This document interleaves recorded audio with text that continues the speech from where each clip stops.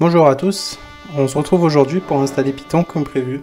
Et du coup, on va discuter de quelques méthodes qu'on pourrait utiliser pour avoir Python sur son ordinateur et on va voir les problèmes qu'on pourrait trouver ensemble. On va écrire python.org et on va directement se retrouver dans le site officiel de Python. Dans un premier temps, ce qu'on peut faire, c'est directement aller vers Downloads et à part si on a vraiment une version en tête, on va installer la dernière version disponible.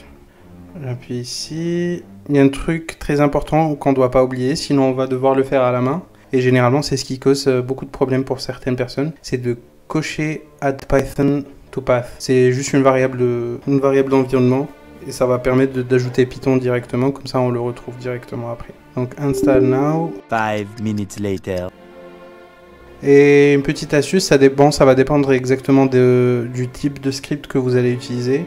Mais ici on peut appuyer sur ce bouton, ça fera moins de problèmes après. Donc c'est bon, on devrait avoir Python d'installer. Hop.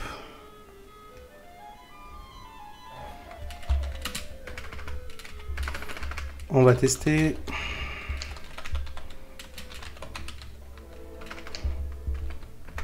Donc, comme vous pouvez le voir, on peut coder ici. Mais bon, je pense qu'on peut avoir mieux comme interface. Et ce que je pourrais vous conseiller comme IDE, ce serait par exemple PyCharm. Qu'on va installer ensemble aussi. Get PyCharm.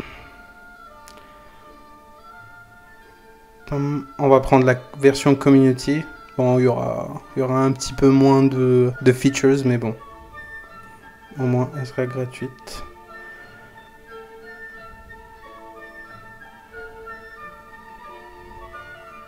On va mettre un shortcut. On va ajouter le chemin path. On va créer une association .py, c'est-à-dire que chaque fichier dans l'extension sera py, c'est-à-dire un fichier Python. Quand on fait double-clic dessus, ça va directement s'ouvrir sur PyCharm. Et on ajoute cette option. 5 minutes later. Ok, on va redémarrer tout à l'heure, pas de souci. Donc on va ouvrir le PyCharm, et c'est pas tout parce qu'on va devoir faire une petite configuration ensemble rapidement, rien de très avancé dans le sens. Donc on va faire New Project. Et ici, qu'est-ce qu'on va faire? On va faire Previously Configured Interpreter. On va faire Add Interpreter. Et ici, on va directement aller vers New. Ça va être la localisation. Et ici, on va trouver automatiquement le Python 3.10 qu'on vient d'installer.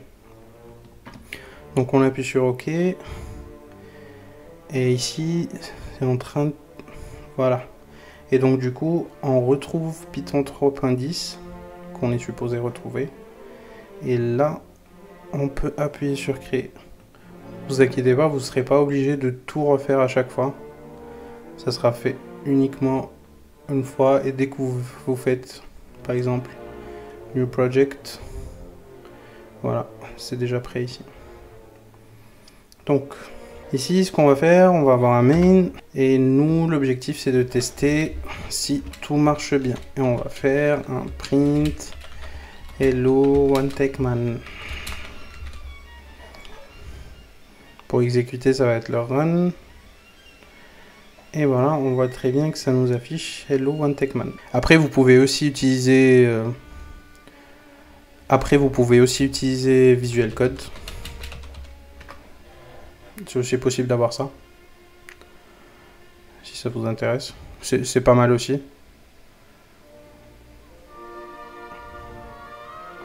On va l'installer pour l'avoir aussi.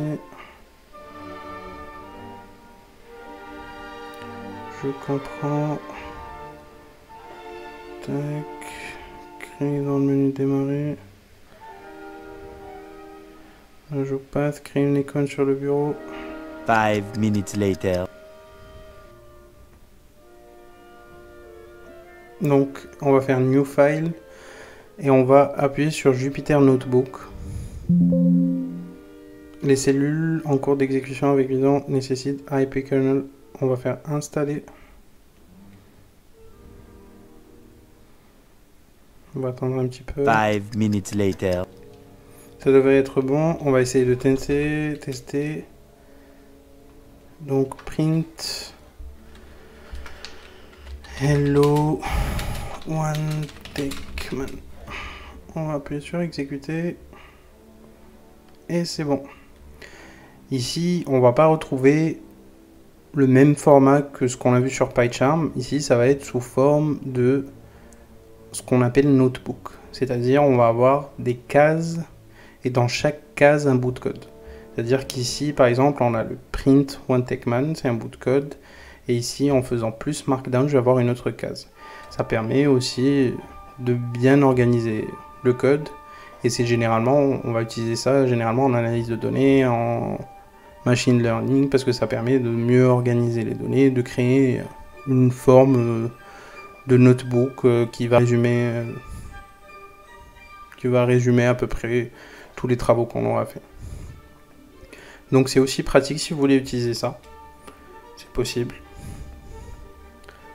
Maintenant, on va aussi montrer une autre méthode pour avoir Python directement. Ça va être d'installer Anaconda.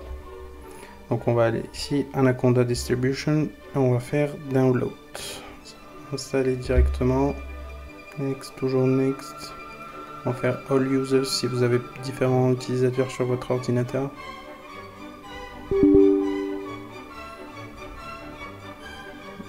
Oui.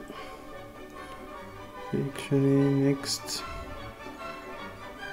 On laisse cocher Install. 5 minutes later. Après on appuie sur Next, Next et Finish. Comme vous le voyez ici, on va pouvoir utiliser PyCharm, qu'on a déjà d'installer, Spider, moi je l'ai déjà d'installer, Jupyter Notebook, que j'ai déjà d'installer aussi, et RStudio par exemple. Après tout ça, si aucune des méthodes ne marche pour vous et qu'il y a des problèmes, on peut aussi revenir sur le site de Python et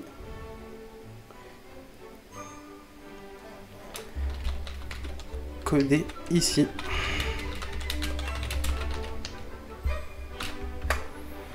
Ça, c'est au pire du pire. Si rien ne marche pour vous, il y a aussi cette solution, c'est d'avoir une console en ligne. Si ça vous intéresse, vous pouvez utiliser ça. Pour les vidéos qui viennent, je vais quand même continuer d'utiliser PyCharm. C'est juste une question d'habitude. Vous pouvez très bien utiliser Visual Studio, Spider ou peu importe.